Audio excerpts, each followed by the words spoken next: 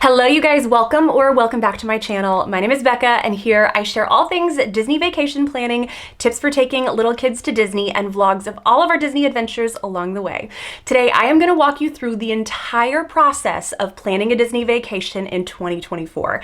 I did this video last year, but so much has changed since then I thought it would be helpful to do an updated version. If you are planning a Disney vacation for the very first time, or maybe you just haven't been in several years, this video is for you. My goal is that by the end of this video, you know how to move forward and you feel equipped and confident in the planning process. I'm going to walk you through everything you need to know from start to finish. So let's go ahead and get started. Now, if you've watched my 2023 version, I am going to take all of those same steps and include that in this video, but I have adjusted everything to be accurate and up to date for 2024. So there are quite a few changes, but we're going to go ahead and start with the very first step, which is deciding when to travel, of course. There are two major things you need to consider, but before we talk about that, if you are a family and you only have a very limited window to go to Disney World, maybe you have limited vacation time, or your kids' calendar is just crazy throughout the year and there is 1 week your entire family can go to Disney, go that week. Don't overthink it. No matter what time of year, you are going to have a fantastic time. But if you do have a little bit of flexibility, here are the two things that you should really consider. The first thing to consider is weather. Now, it's no secret that Disney in the summer is hot. And this past summer especially was probably the hottest summer I had ever experienced. And I grew up in Orlando, so I know hot summers, but with a heat index of 105 and 90% humidity, that can play a huge role in your Disney vacation. So by lunchtime, we were pretty much done for the day. I mean, we were burnt out quite literally. So if you're wanting to avoid that kind of heat, I would consider going in the winter months, which is going to be December, January into February. Those temperatures are going to be much cooler. Another thing to consider is hurricane season, which is end of summer into early fall. It is going to rain a lot. Now, of course, there's always going to be a chance of rain, but hurricane season is definitely something to consider because you're going to have the highest chance of it raining the majority of your Disney vacation. And again, if you know that the rain is really going to ruin your trip, then I would try to avoid that late summer, early fall time period, and maybe check out some of those, again, winter months and spring time frames. The next thing to consider when you are deciding when to travel is major holidays. So Thanksgiving, Christmas, New Year's, Easter, 4th of July, any of those big major holidays, they are going to draw a pretty large crowd. So we have gone on New Year's Eve before, and that crowd was unlike anything I had ever seen at Disney World before. But we also went into that trip with the right expectation. We knew that the crowds were going to be crazy, and we chose to go that time anyway because we wanted to be there for New Year's. So no matter what time of year you decide, go into it with the right expectations. Whatever the weather conditions are, or if you want to go Christmas Day, go for it. But know what to expect and do a little bit of research before you determine just, oh, this week works great for our family. Maybe look into seeing, well, you know, what's the weather going to be like? Are there any major holidays that overlap with this week and things like that? The next step in the planning process is to create a budget, because you can't really move forward in making any big decisions about your trip until you know an idea of what it's going to cost. So maybe you're thinking, okay, that sounds great. I don't even know where to begin with creating a budget. This is our very first Disney vacation. What do we even need to budget for?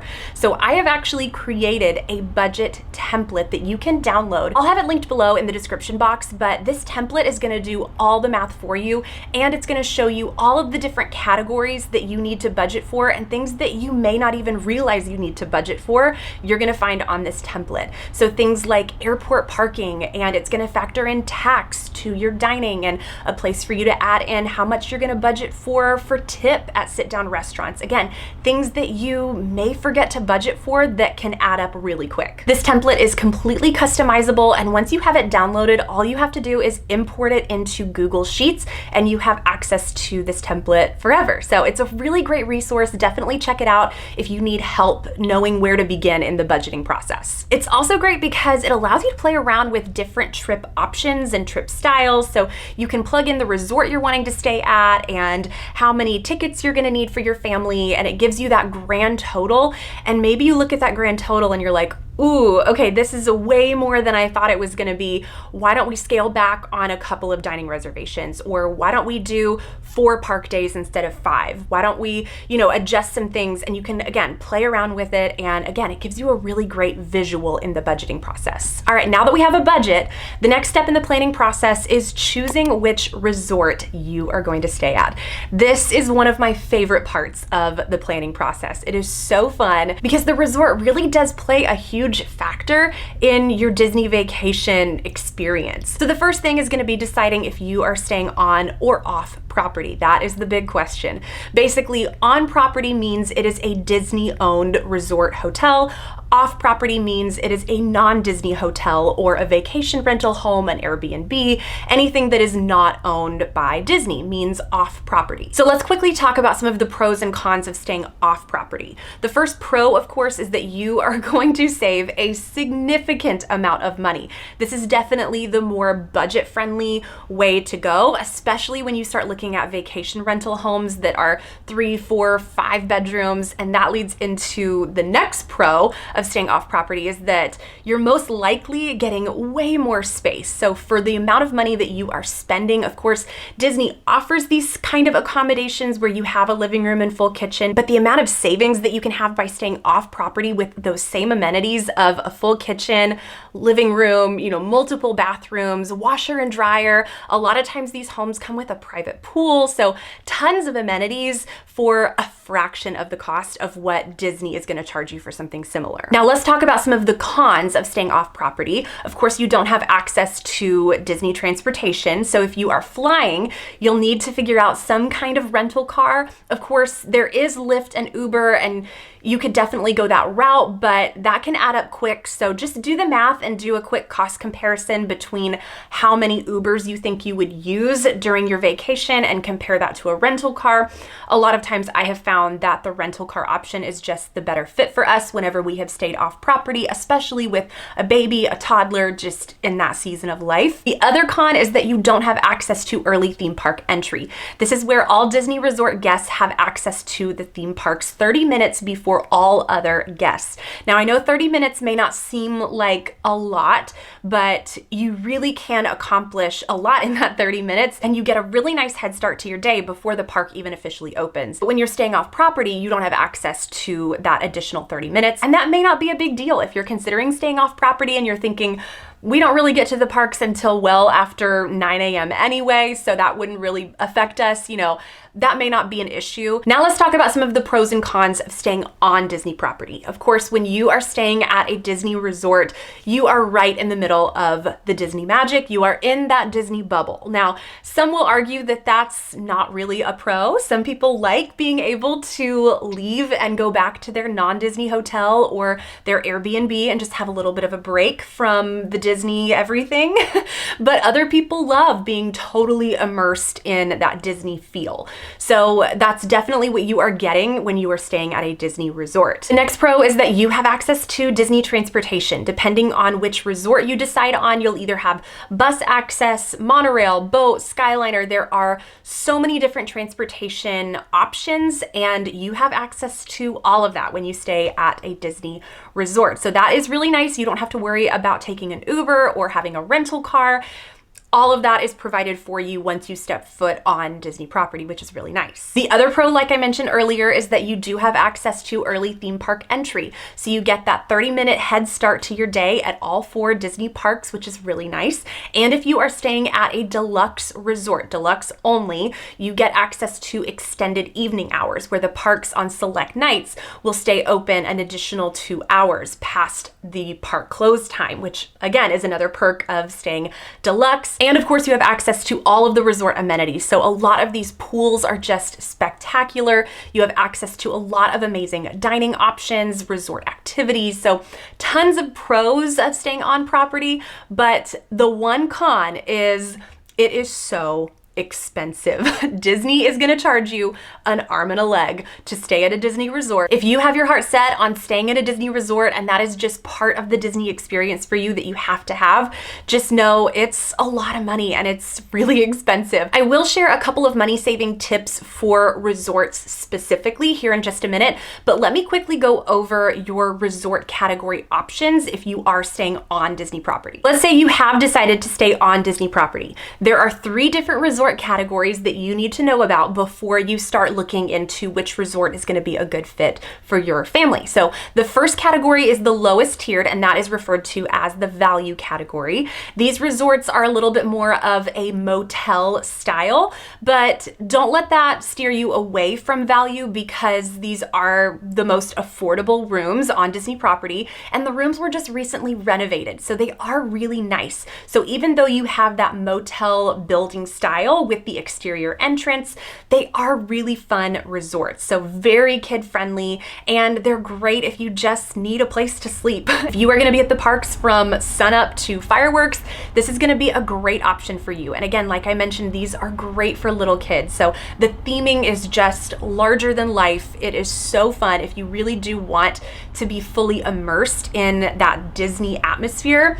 The value resorts are a lot of fun. Depending on the time of year that you are traveling, or if you're able to find a discount, these rooms are typically priced around $100 all the way up to sometimes $250 a night. But that is the price range that you're gonna find that value resort category in. The next tier up is referred to as the moderate category, and this is that middle tier resort. These resorts definitely have more of a sophisticated feel, so less of that over the top, larger than life Disney theming with Disney characters and statues everywhere. These resorts are definitely a little more sophisticated, but still very kid friendly. You're also gonna find some more dining options at the moderate category as compared to the value resort. You're just gonna have a cafeteria style dining option, where again, at the moderate category, you're gonna find some lounges and a few more dining options. And these rooms are a little bit bigger than the value category, which is really nice. And again, depending on the time of year you're traveling and if you're able to find a discount, this category is typically priced around $200 all the way up to $400 per night. Personally, I love the moderate category. I like that it's a middle of the road price point, at least in Disney terms, but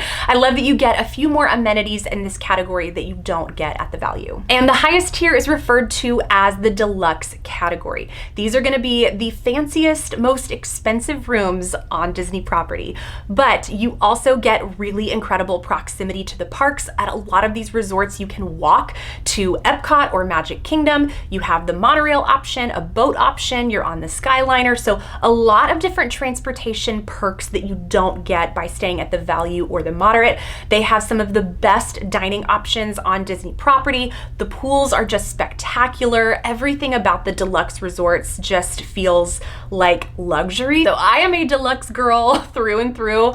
I love this category of resorts so much. They are just stunning, and you get the perk of the extended evening hours. But these rooms are pricey. They start around $400 a night and go well past $1,000 a night for different suite options you can upgrade. I mean, they have some incredible rooms and suites at these deluxe resorts. But that is a very basic overview of the on-property Disney resort categories that you have to choose from. Now let's talk about a couple of money-saving tips when it comes to booking your Disney resort specifically that you need to know. So when you are on the Disney website and you have selected your Disney resort, Disney is going to offer your nightly rate at a full price. At the top, there is a place for you to select if you would like to add a discount. So Disney keeps these discounts kind of hidden away. So unless you select that you want to apply a discount, Disney is not going to add that for you. So you have to go in and manually add the discount. So double check your trip dates and compare that with different promotions that Disney is offering. Most of the time, Disney has some kind of promotion running for resorts, whether it's 25% off for all guests. Sometimes they have a Disney Plus promotion, different things like that, but Disney is always offering something. So make sure that you have applied a discount if it is available during the dates you are wanting to travel. My next money saving tip is for the deluxe resort category only. So if you're looking at moderate or value, this isn't going to apply for those categories. But this money saving tip is called renting Disney Vacation Club points. I have a whole video dedicated to this topic that I will link down below if you want to do a deep dive and learn more about this. But basically, Disney Vacation Club is Disney's version of a timeshare. When these DVC owners have points that they do not want to use, you can purchase them for a one-time use, which is kind of a win-win. They get their points used up and you get to purchase these points at an extremely discounted rate.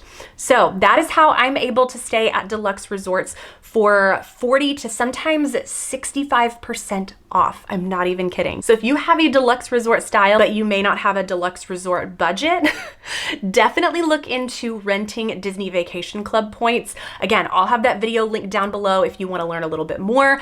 Definitely look into it. It's going to save you a lot of money if you are wanting to stay in that deluxe category. The next step in planning your Disney vacation is deciding how long you want to stay. So this is going to come down to how many days in the parks do we want to do? Do we want to stay additional days just to spend time at the resorts or go to Disney Springs? Maybe check out some other attractions in the Orlando area.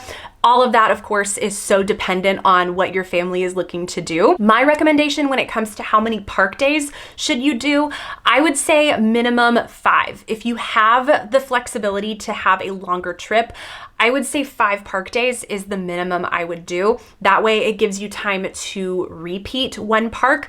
Most families end up repeating Magic Kingdom just because that is one park that you absolutely cannot do in one day. You will need to break that up into at least 2 days to see everything. So that would be my park day minimum. Now, trip minimum, I would say you need at least 6 full days. So 5 full park days and at least 1 rest day in the middle of your trip, where everyone can kind of recoup and you can spend some time at the pool, check out the resorts, go to Disney Springs, where you're just relaxing. That way you go into the second half of your trip feeling a little more refreshed. Now, maybe you're thinking, okay, we don't have a full week. We only have 4 days and we can do 3 full days. You are still gonna have a fantastic time. You will have to narrow down which parks you want to do. So my recommendation would be to do a little bit of research about each park, see what each park has to offer based on the ages of your kids, or if it's adult only, or if it's a large group, or what's gonna be the best fit for your specific family, and make the decision from there. For me personally, I have an almost 4-year-old. My park that I usually cut out is Animal Kingdom. I love that park so much, but there's just not a ton to do for my 4-year-old there. So that is usually the park I eliminate if I only can go for 3 days or 2 days and we want to do a second Magic Kingdom day or something like that.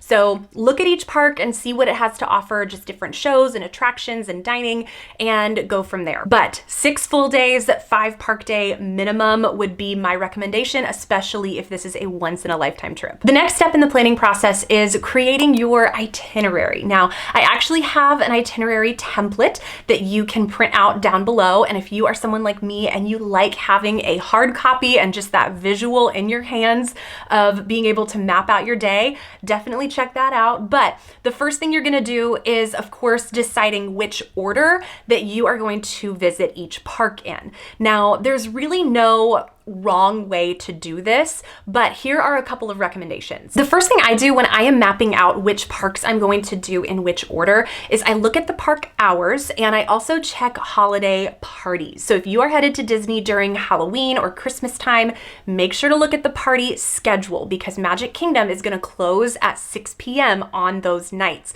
And there is nothing worse than not knowing that you attended Magic Kingdom on a party day and the park closes at 6 and your whole family is so excited to see the fireworks that night, and it turns out you have to leave at 6 o'clock. So don't make that mistake. Check out the party schedule while you are mapping out your park days, and just be aware when the parks close early. And maybe there's a day where Hollywood Studios is staying open a couple hours later than it was a few days prior, and that may play a role in deciding which day you want to go to Hollywood Studios. So things like that, but that is definitely something to consider when you are mapping out your park days. Look at those park hours and check out party schedules. Another thing I'll do is utilize the crowd calendar from from a resource called Touring Plans. This is an excellent tool to use because it's basically going to give you a rating for each park day based on what they are predicting the crowd level to be. So if there's one day on your trip where they are predicting Magic Kingdom to be at a 7 crowd-wise, and then there's another day where they're predicting it to be at a 4,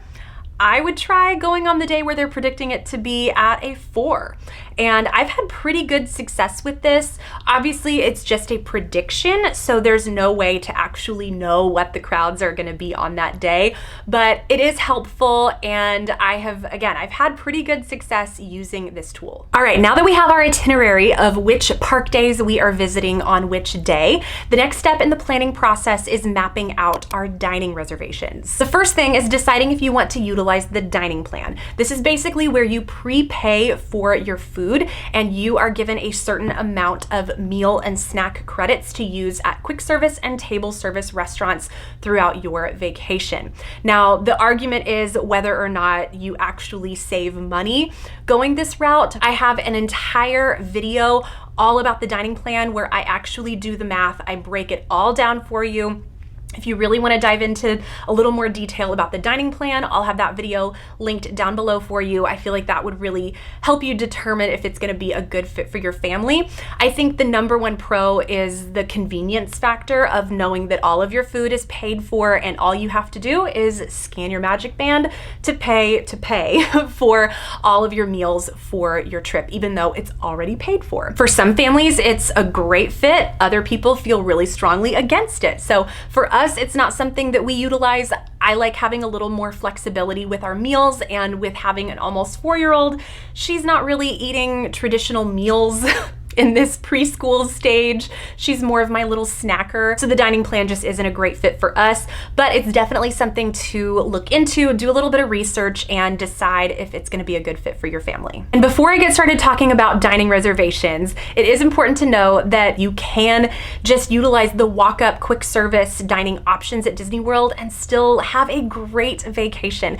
There are some incredible food options at quick service locations, so don't feel like you have to book all of the most expensive character dining experiences to have a memorable Disney vacation. If having sit-down meals is a priority for you though, I strongly recommend make those dining reservations 60 days in advance.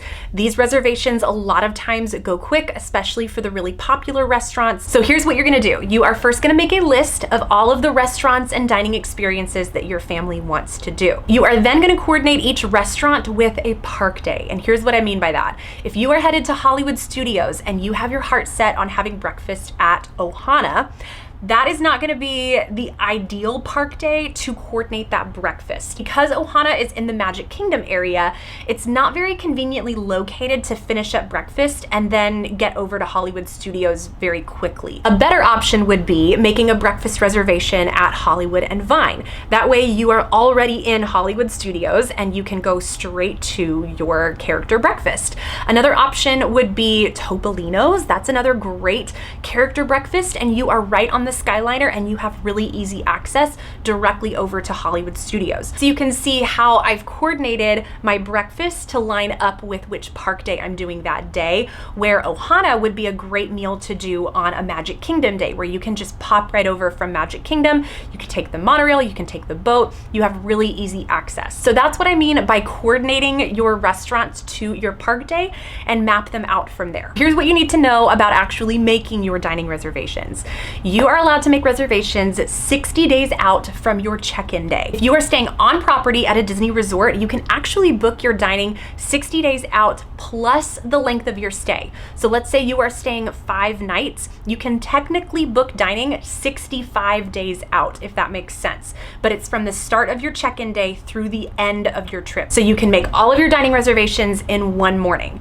Now, if you are staying off property, you do not get the perk of booking 60 days out plus the length of your stay.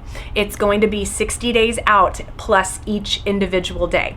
So that means on trips where we have stayed off property and we've stayed 4 nights at an Airbnb, I have made dining reservations every morning 4 days in a row for each day. So it's 60 days out still, but you just don't have that convenience of being able to book through the length of your stay. You'll have to be up every morning booking all of those reservations each day individually. Now, let's say you had your heart set on Space 220, and this was the restaurant that everyone in your family was so excited about. You waited, you set your alarm. It's 6 a.m. Eastern Standard Time is when you can make those reservations. So me, for Central Time, I'm up at 5 a.m. 60 days out from my check-in day, making those reservations. But let's say you didn't get it. That reservation goes really quick. What you can do is utilize a website called Mouse Dining, and I'll have this website linked down below. But basically, you can set an alert. So anytime someone cancels a reservation that you are wanting, Mouse Dining is gonna send you an email or a text, depending on if you sign up for their subscription. I believe it's about $9 a month. And in my opinion, it is well worth the $9. Having someone text you, hey, this reservation came available for this time. The only caveat is that you have to log in really quick and be the one to snag it. So this website is just sending you an alert that it's available. It's not actually booking it for you, but it is really nice because you don't have to worry about checking the app every single day, multiple times a day, to see if the reservation you wanted has popped up. So definitely take advantage of Mouse Dining if you are not able to get a reservation that you are wanting. The next step in the planning process is purchasing your tickets. And I do recommend purchasing your tickets in advance. I just think it makes your Disney vacation a little more seamless, and you don't have to wait in more lines once you get to the parks and purchase tickets. There's no money saving benefit to purchasing in advance. It just makes things a little bit easier getting a physical ticket. You can link them to a Magic Band, or you can even link it to your phone. So it just adds that convenient element to it, but that is why I recommend purchasing tickets in advance. One really exciting thing about tickets, a big 2024 update, is that starting on January 9th, park reservations are no longer needed. Now, maybe you're thinking, what are park reservations? Don't worry about it. This was a thing of the past. So praise the Lord, we do not have to worry about park reservations any longer, but they do still apply for certain ticket types. So let me read directly from the Disney website. I want to make sure I have this right.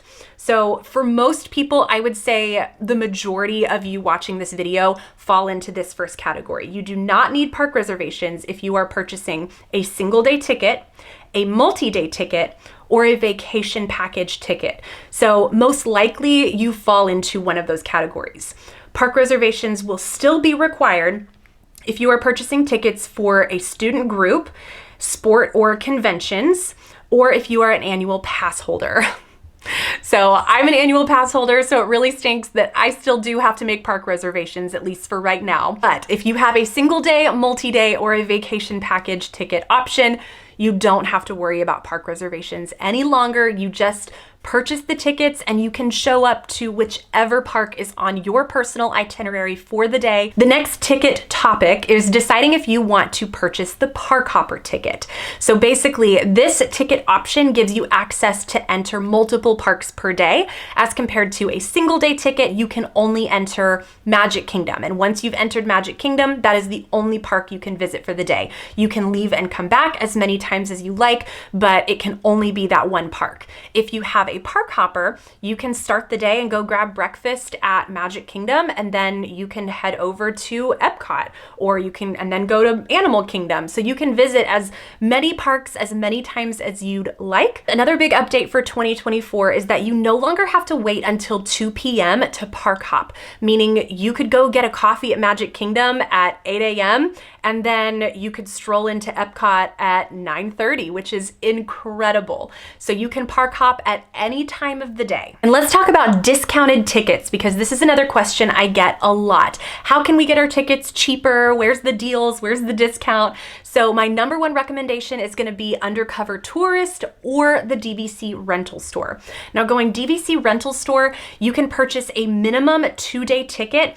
Getting a 3-day ticket is going to save you about 7% when I priced it out. So the savings aren't significant, but if you are a family of 5 or 6, 7% can add up really quick.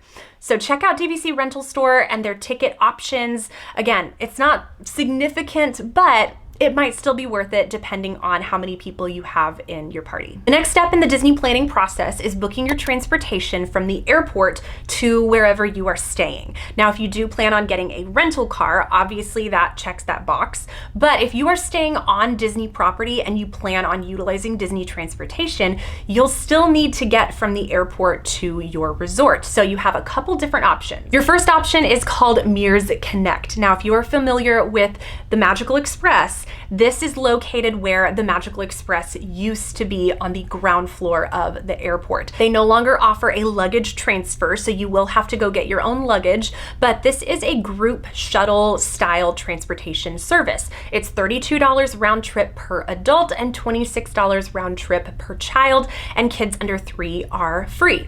So this could be a great budget option if you have a smaller family. Again, price it out. If you have a group of 12, this might be a really expensive option. So it just really depends. Your other option is going the private transportation route. This is what we do personally. There are so many different options. You have Tiffany Town Car, Orlando Transportation by Mike, Away We Go, MCO to Disney, and I know there are countless other amazing companies out there. I would say most of these companies charge around $200 round trip. Of course, that can vary based on a few different factors, but another really nice perk of going the private transportation route is that a lot of these companies include car seats. So if you have multiple little kids and you like the comfort of knowing that you have a car seat, or you need an infant car seat or a rear-facing car seat, this is going to be a really great option for you. The next step in the Disney planning process is deciding if you want to add on any special ticketed events. This can include the fireworks dessert parties, the Halloween and the Christmas party. There are fireworks cruises, dinner packages, the list goes on. There are so many special ticketed things you can add on. There's an after hours event on select nights. So depending on your travel dates, look and see what's offered. And this can be a really fun, extra special thing to add on to your Disney vacation to make it even more memorable, especially if this is a birthday, an anniversary, anything like that. I think the special ticketed events and dinner packages and the fireworks dessert parties, these can be a really fun way to add on just something a little extra to your Disney vacation. Of course, these are not necessary to have a great Disney vacation, so don't feel like you need to add on all the things to have a great Disney vacation. Most of our trips, we don't add on these kind of things. This is a really easy thing to cut out if you're wanting to do a Disney trip on a budget, is don't add on the dessert parties and the Halloween and the Christmas party. You don't need to do these things to have a great time. So do not feel pressured, but they are offered, and it's definitely something to consider purchasing well in advance if it is something you want to do. The next step in the Disney planning process is completing online check-in. Now, this is a service that allows you to skip the front desk when you arrive at your Disney resort. It also allows you to link your credit card in advance, so that is already linked to your Magic Band when you arrive at Disney World.